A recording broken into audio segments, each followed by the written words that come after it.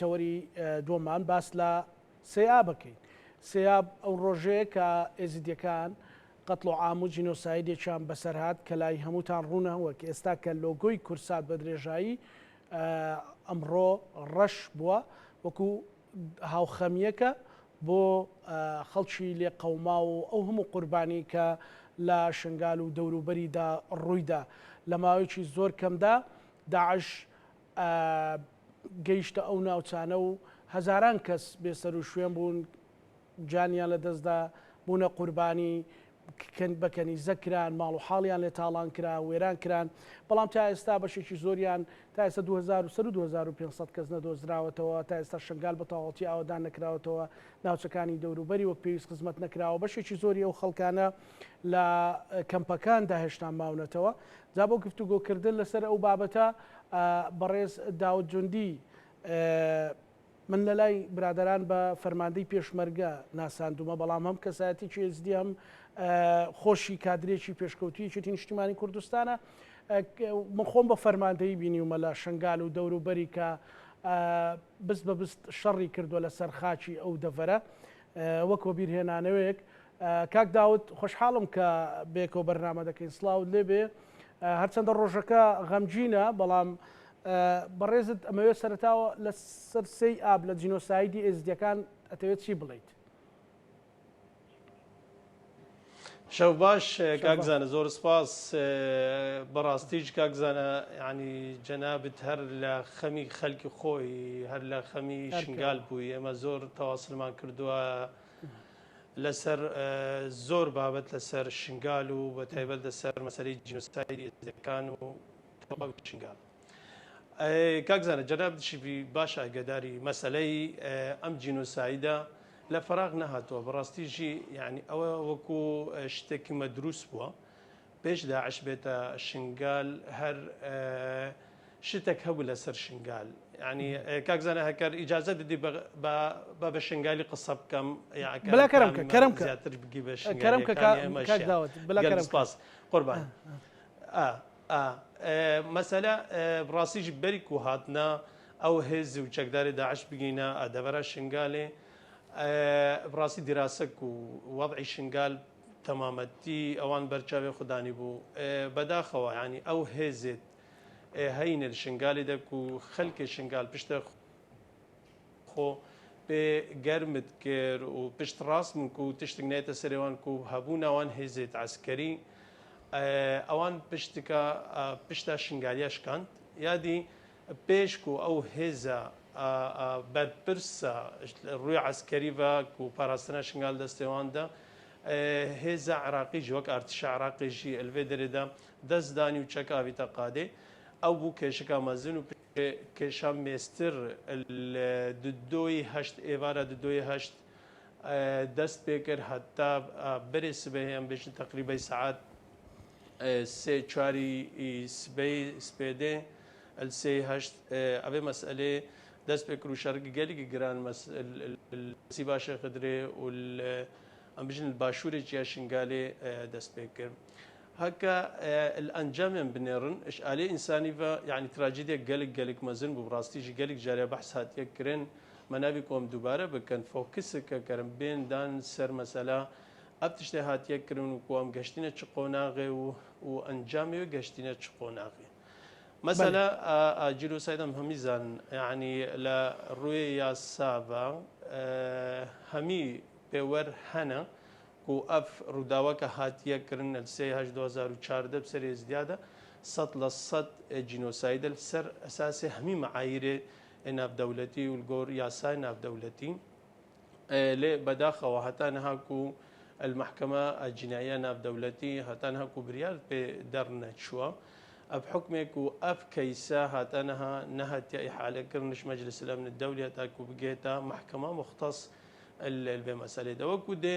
وەکو اعترافێک پێ هاتیەکردن سەرانسەری دنیای نزیکی 15 پەرلەمانی ناودەوڵەتی دەوڵەتت مەزنجی اعتراف پێکردنەوە و ئەف کەیسە هات بێتە ناسکردنەوەکی جۆنۆساید لێ حکوومەتە عێراقیە کومژن پەرلەمانی عێراقی ئەو بریارە ڕاست و دروست و بزەلالی دەرنێ خسە ڕاستە یاسای دەرکەوتە یاسای ناجیات هەر دیساوژی سەردەما دکتۆر بەرهەم ئەحمەد ساڵح بوو ئەو ڕۆژێک و جێخو گرتی و یاسای وەکو یاسای ناجیاتێت زدي بشت محاولات التعديل او الشهادتين كرن يعني اعترافك ضمني اعتراف صريح انها تكن مش الي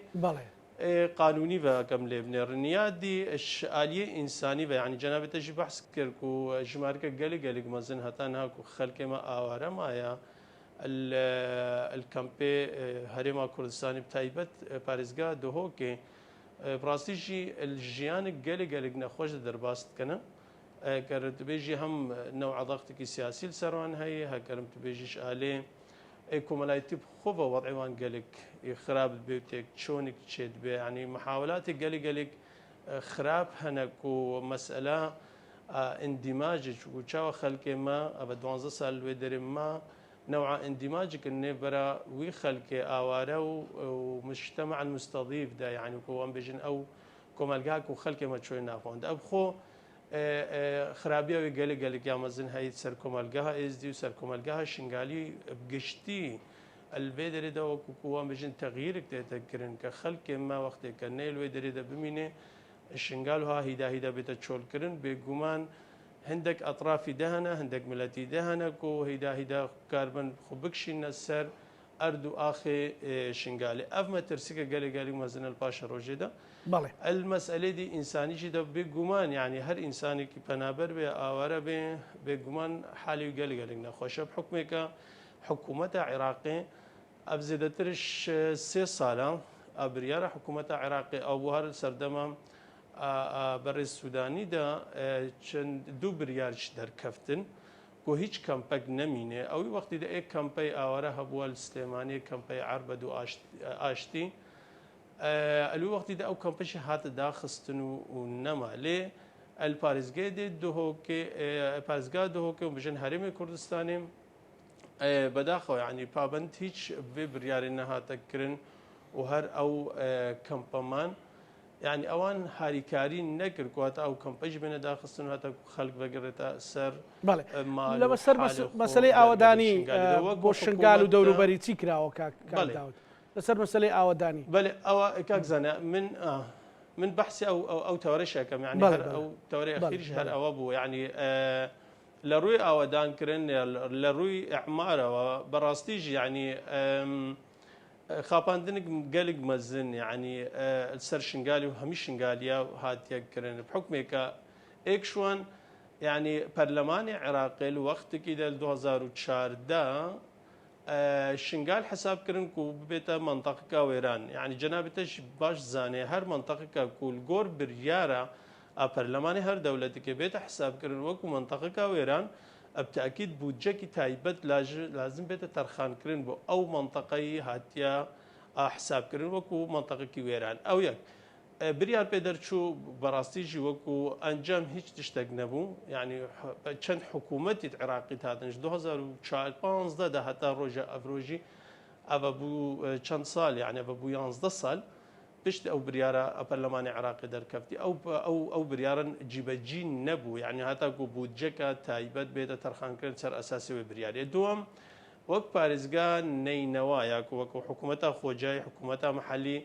يا باريزغان ينواجي براستيجي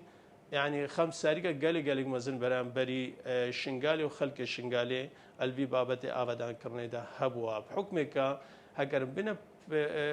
معايير التخصيص كرنن بودجا يعني هبو هر دبرك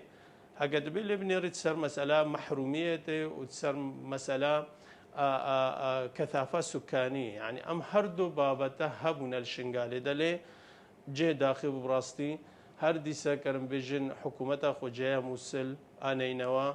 يعني بابند نبو بان معايرها تاكو كاربن بالتراب داني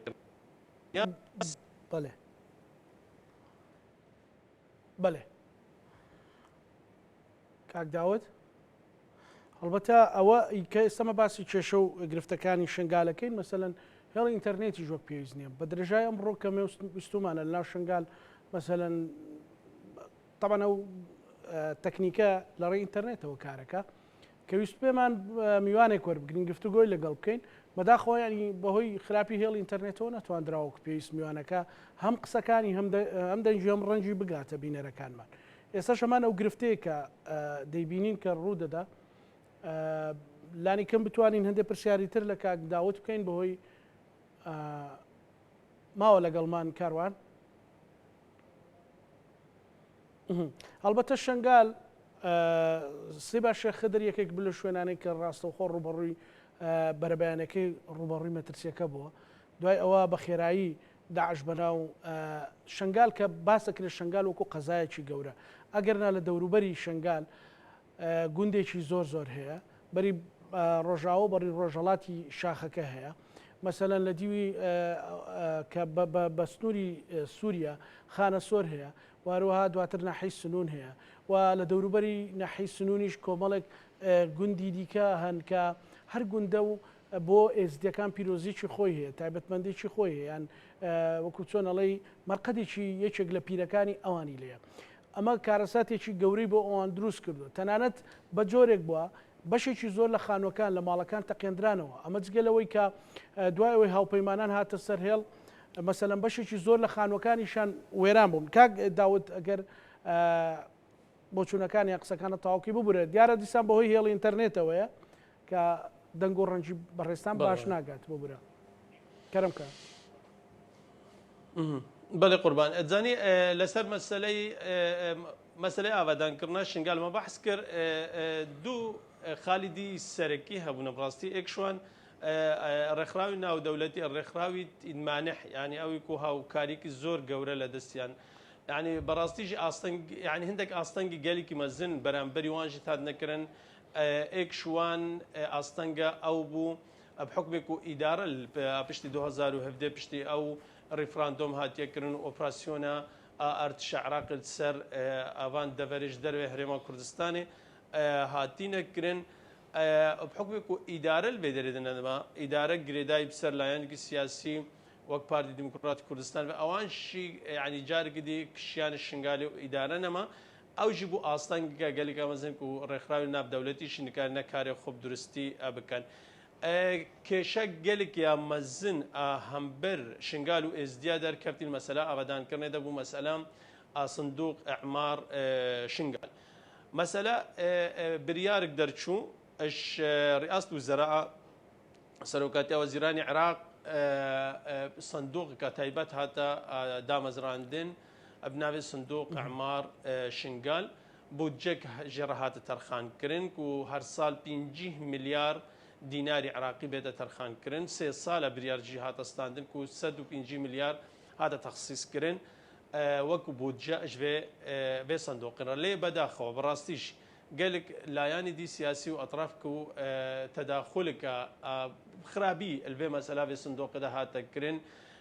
هاتن دشتنينوا ابدنا بسرفا او زمار وقحطانيه جي ابدنا بسرفا يعني كو او بودجه بتمامتي نيدا ترخان كرين الشنغالي مساله ديجيش الي اداري بجي هر قبولنا كرين كسك الشنغاليه كسك اس دي بكويتوي صندوق اعمار شنغالي دا جي داخل براسي جي راسته متابعه جديد سر هاتكرين حتى رجع ابروجي امي متابعه سيرفي بابت كان او باره هاتي ترخان كرين ايش ابدا كرنا شنغالي راسته يعني نسبه تقريبا 21 مليار بوك بش الشنغالي يكون بجن فشكا الشنغالي في مساله ده ليل سر ارض الواقع نينا كاك زنا مساله اوارا بقشتي ابو هكرم بجراحيا انساني فش ناحيه اكو اوارا الودر تشاو جانا خضر باست كانوا يادي اش مساله ابدا كرنيبا بله برس داو جوندي كساتي اس دي وفرماندي پێشمەرگەی اس دي بۆ پاراستنی اس دي كان بداخوا پەیوەندیەکە باش جێبەجێ ئەبوو بەڵام بە هیوایان بەشێک لە بۆچوونەکانی گەیشت بێ بە هیوای سەلامەتی بۆ هەمولایەک بە هیوایەوەین کە لە هیچ بەشێک یان لە هیچ شوێنێکی کوردستان هیچ جینۆساید و هیچ کارەساتێک بەسەر خەڵکی کورد و کوردستاندا نێتەوە. بەم دوو تەوەرە لەگەڵ هاوکارەمان دوو نەناسەکانم پانۆڕامایم شەومان پێشکەشکردنەوە شەمولایەکتانەمانەتی خوای گەورە بن خۆتان.